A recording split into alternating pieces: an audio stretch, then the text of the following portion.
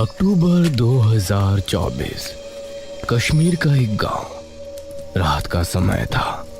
बूढ़े दादा और दादी के बीच कुछ बच्चे आग के सामने बैठे आग ताप रहे थे। दादाजी हमें कोई कहानी सुनाइए ना। ये सुनकर दादा ने बच्चों की तरफ देखा।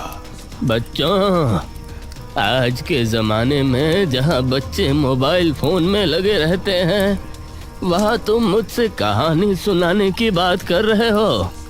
दादाजी, जो कहानियाँ इंटरनेट पर होती है वो तो हमने बहुत सुनी है। आज आप कुछ सुनाइए ना। ये सुनकर दादा ने कुछ सोचा और फिर कहानी सुनाना शुरू किया। कमलेश और गोमती दोनों की शादी को कुछ ही दिन गुजरे थे, लेकिन उनके बीच कुछ भी अच्छा नहीं चल रहा था। उनके बीच बहुत लड़ाई झगड़े हुआ करते थे और उस रात कमलेश गोमती को उसके मायके छोड़ने जा रहा था।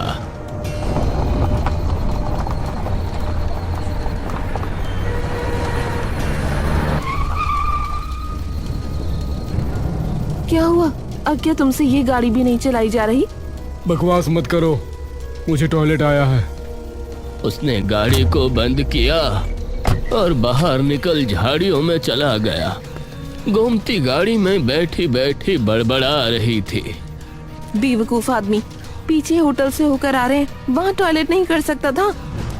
कुछ ही देर में कमलेश वापस आया और उसने गाड़ी में बैठ स्टार्ट करने के लिए चाबी घुमाई। अरे, ये स्टार्ट क्यों नहीं हो रही है? लगता है ठंड की वजह से इंजन ठंडा हो गया है। गोमती यह सुनकर और ज्यादा गुस्सा हो गई। कमलेश ने देखा कि कुछ ही दूरी पर घर है और वो गोमती को लेकर वहां पहुंचा।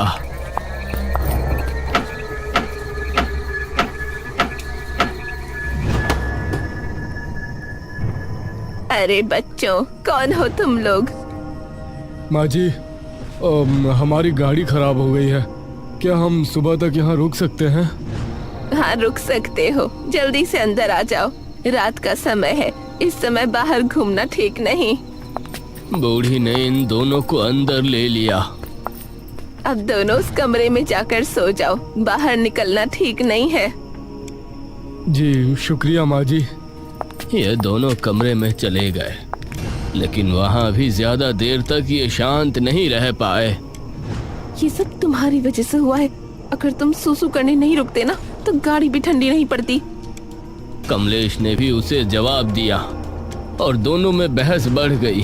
बूढ़ी तब तक सो गई थी। कमलेश उसी समय घर से निकल गया। मैं तो गाड़ी में ही सो जाऊंगा। जब देखो बहस बहस और कुछ आता ही नहीं। वो बड़बड़ाते हुए आगे बढ़ रहा था, तभी उसने देखा कि सामने से एक लड़की बल खाती कमर लहराए चली आ रही है। जैसे जैसे वो करीब आती तो उसका खूबसूरत आकर्षण कमलेश को साफ होता नजर आ रहा था। लाल साड़ी जो नीचे जमीन तक मिली हुई थी, गोरा बदन, लंबे लहराते बाल। सर्द रात में कोई बूढ़ा भी उसको देख ले तो वो भी जवानी की दुआ मांगने लगे। वो कमलेश के करीब आई, उसने नजरें मिलाई और फिर बिना कदमों को रोके आगे बढ़ गई। न जाने क्या नशा था उसके सौंदर्य में। कमलेश बिना कुछ सोचे समझे उसके पीछे हो लिया। इस तरफ अब गोमती को भी अपनी गलती का एहसास होने लगा था। मैंने कुछ ज्यादा ही बोल दिया, इतना नहीं कहना चाहिए था। वो धीमे कदमों से कमरे से बाहर निकली, लेकिन उसका हाथ कुर्सी से टकराया। कौन है? तुम इतनी रात में कमरे से बाहर क्या कर रही हो? कुछ नहीं माँ जी, हम दोनों का झगड़ा हो गया था तो वो बाहर चले गए। अब उनको ही देखने जा रही हूँ। ये सुनकर बूढ़ी के चेहरे का रंग सा उड़ गया। मैंने तुम लोगों से कहा था ना, कमरे से बाहर ना निकलना। चलो अब जल्दी से। बूढ़ी गोमती को साथ लिए बाहर निकली।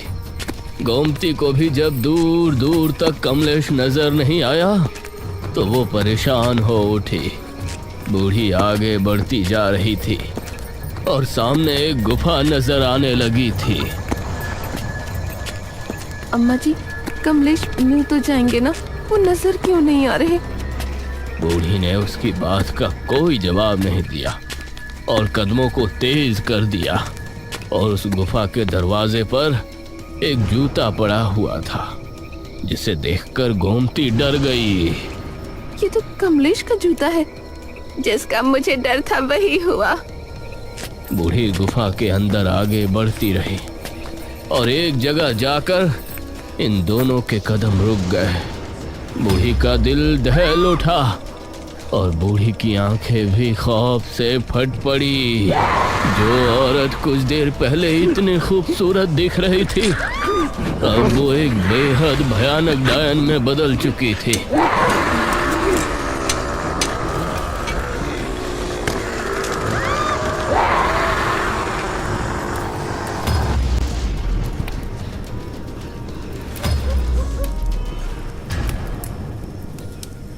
दादाजी, वो भयानक डायन कौन थी? विवेक और रणविजय दोनों कश्मीर में अपने दोस्त मोहित से मिलने और घूमने के इरादे से आए थे।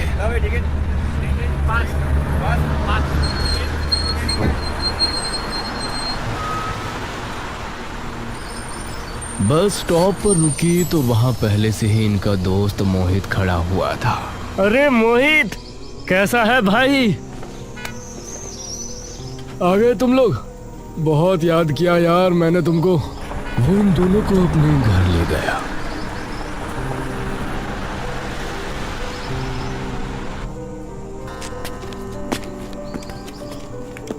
मोहित अपनी बीवी श्रुति के साथ रहता था।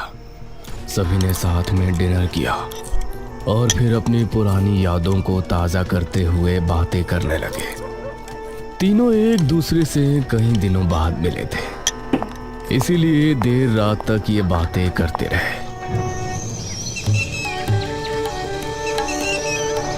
अगले दिन ये तीनों एक साथ घूमने निकले और पूरा दिन इन्होंने घूमने में ही निकाल दिया।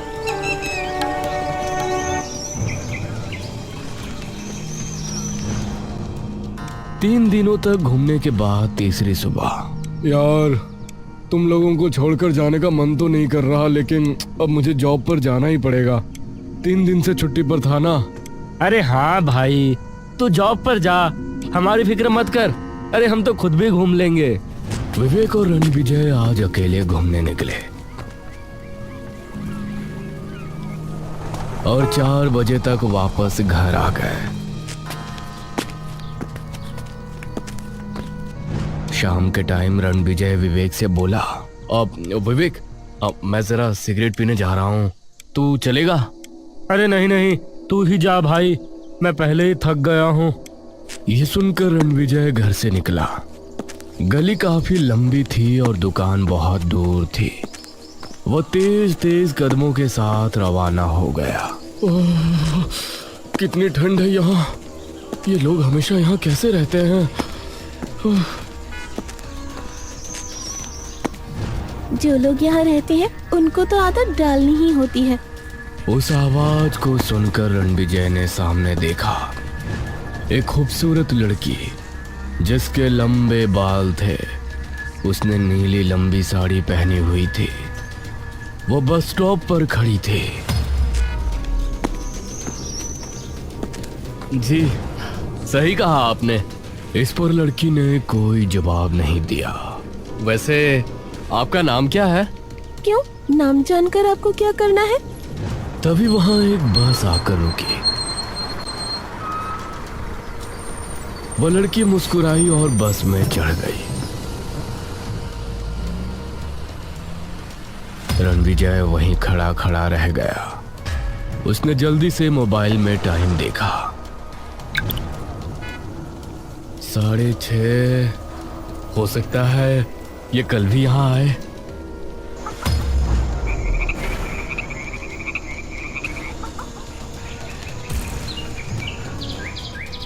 अगले दिन रणविजय 6 बजे ही बस स्टॉप पर पहुंचा और खड़ा हो गया। आज पहले ही यहाँ आ गया। आज तो उससे बात करने का मौका मिल ही जाएगा। तभी वही लड़की उसको सामने से आती हुई नजर आई और वो रणविजय को देखकर मुस्कुराई, फिर स्टॉप पर आकर खड़ी हो गई। अब कैसी हैं आप? ओहो, आप तो आज भी हमारा नाम पूछने चले आए। अब देखिए, गलत नहीं समझना, लेकिन ना जाने क्यों आपसे बात करने का मन करता है। अच्छा, बात करने का या दोस्ती करने का? ये सुनकर रणविजय मुस्कुराने लगा। वैसे आपने कल मेरा नाम पूछा था ना? देविका। मेरा नाम रणविजय है। वैसे आज मुझे कहीं नहीं जाना, मैं तो बस ये देखने आई थी कि आप मुझसे बात करने के लिए आते हैं या नहीं। ये कहकर वो मुस्कुराई और आगे बढ़ गई। रणविजय भी मुस्कुराया और उसके साथ साथ चलते हुए बातें करने लगा। लड़की ने अपने बारे में ज्यादा कुछ नहीं बताया, लेकिन रणविजय की जिंदगी के बारे में वो ज्यादा दिलचस्पी ले रही थी। रणविजय भी उससे बातें करता करता खो सा गया था और वो उसके पीछे जंगलों में पहुंच गया।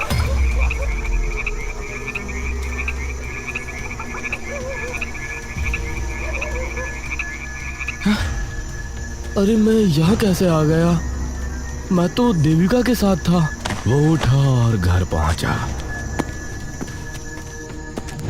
अब रात के 8 बज चुके थे। अब अगले 2 दिनों तक रणविजय उसी समय स्टॉप पर पहुंचा और 2 दिनों तक लगातार उसके साथ ऐसा ही हुआ। उसे अब अपने अंदर कमजोरी भी महसूस हो रही थी।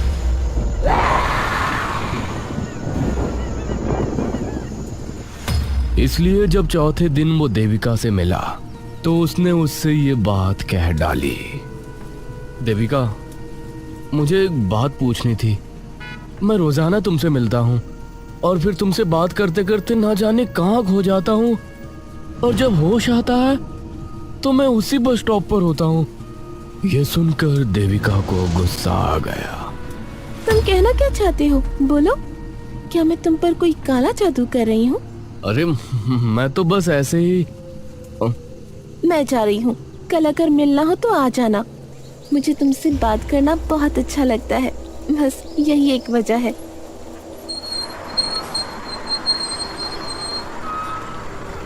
ये कहकर वो वहां से चली गई।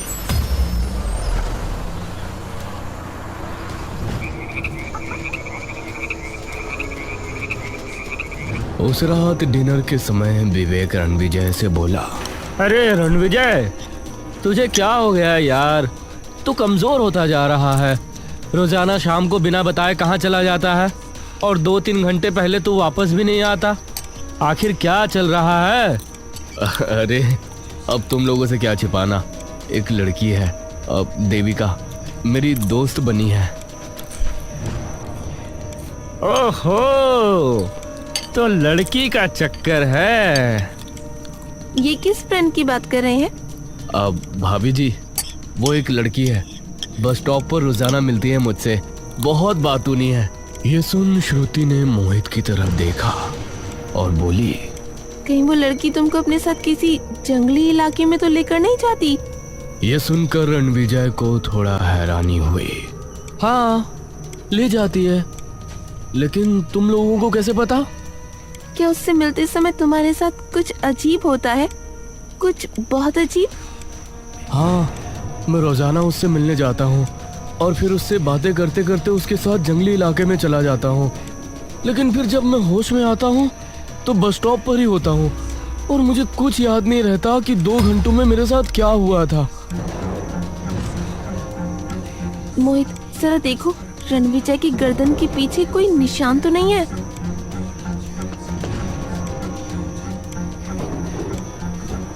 तभी मोहित ने उसकी गर्दन के पीछे देखा तो पाया वहां 2 निशान थे।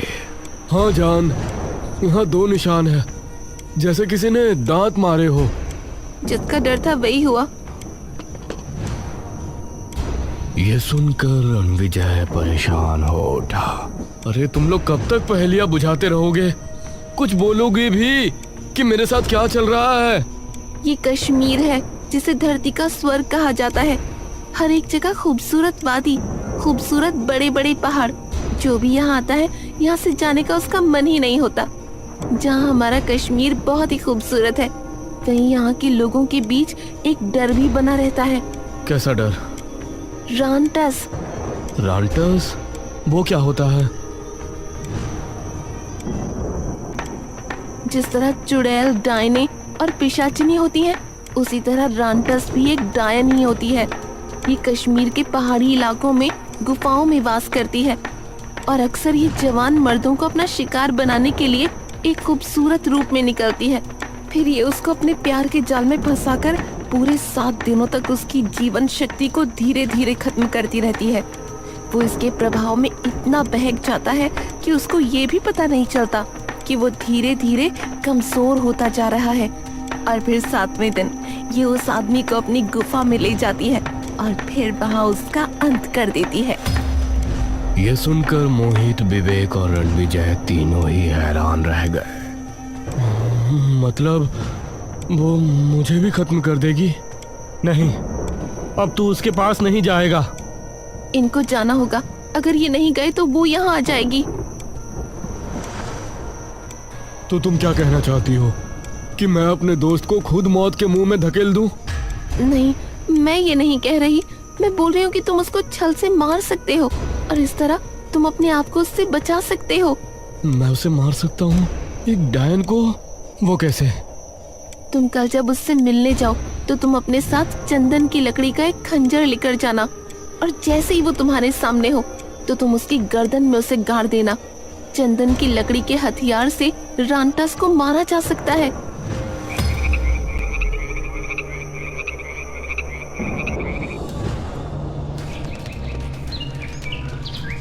रणविजय अगले दिन शाम के समय जब निकल रहा था तो श्रुति ने उसे एक लकड़ी का खंजर दिया। तो हिम्मत से काम लेना। हाँ, मुझे ये करना ही पड़ेगा। रणविजय ने खंजर को अपनी जैकेट में छिपाया।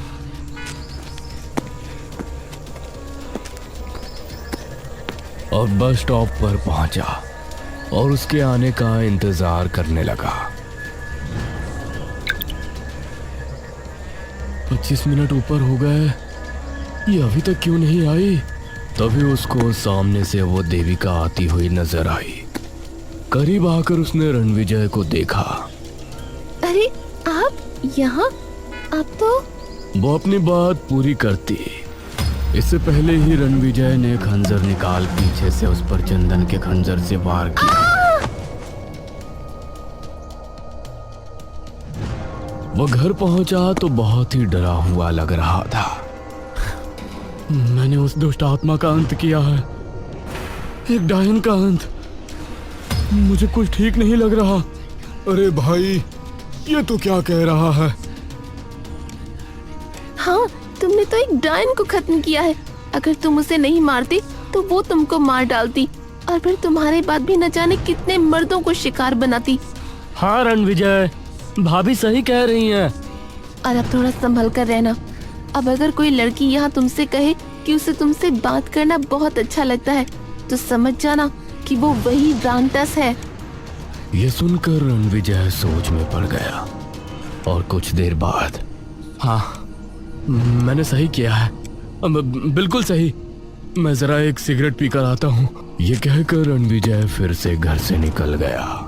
बेचारा पहली बार आया है और पहली बार में ही इसके साथ ये सब हो गया। मुझे नहीं लगता अब ये कभी कश्मीर आना चाहेगा। रणविजय करीब 10 बजे घर लौटा। उस समय श्रुति किचन में थी। अरे 2 घंटे में आया है तू? कहीं फिर से तो किसी लड़की के चक्कर में नहीं पड़ गया था? रणविजय ने उन दोनों से थोड़ी बात की और फिर सभी अपने अपने कमरों में सोने के लिए चले गए। रात के तकरीबन 1 बजे विवेक को प्यास लगी और वो पानी पीने के लिए कमरे से निकला।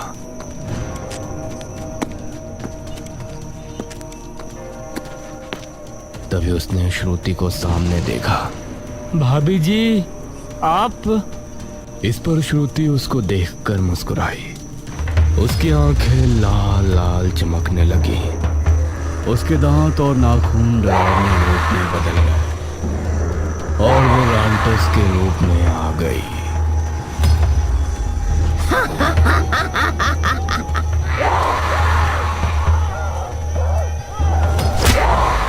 इससे पहले ही रणविजय ने खंजर निकाल पीछे से उस पर चंदन के खंजर से वार किया।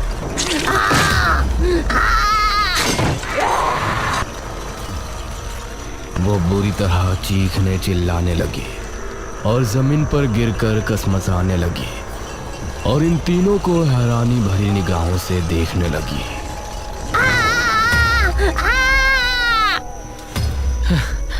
तुमको यही लग रहा है ना हमें तुम्हारे बारे में कैसे पता चला? खेल तो तुमने बहुत अच्छा खेला था, लेकिन जब मैंने तुम्हारे मुंह से वो बात सुनी। अब अगर कोई लड़की तुमसे यहाँ कहे कि उसे तुमसे बात करना बहुत अच्छा लगता है तो समझ जाना कि वो वही रांटस है। तो मुझे यकीन हो गया कि तुम श्रुति भाभी नहीं हो, क्योंकि ये बात रांटस ने मुझसे कही है। ये मैंने आप में से किसी को नहीं बताया था। मैं उसी समय घर से निकला और उसे लेकर मैं एक तांत्रिक के पास पहुंचा।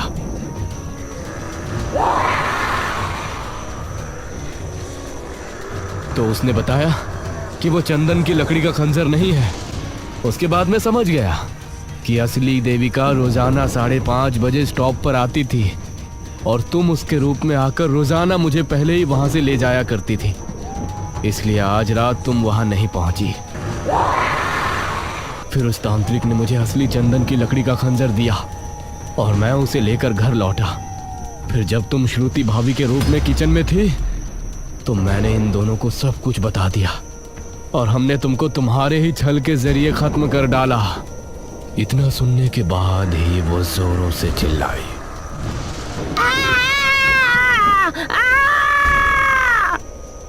और फिर खत्म हो गई। अब जल्दी से श्रुति को ढूंढो, वो यहीं कहीं होगी। इन्होंने श्रुति को ढूंढा तो वो स्टोर रूम में इनको सही सलामत मिली।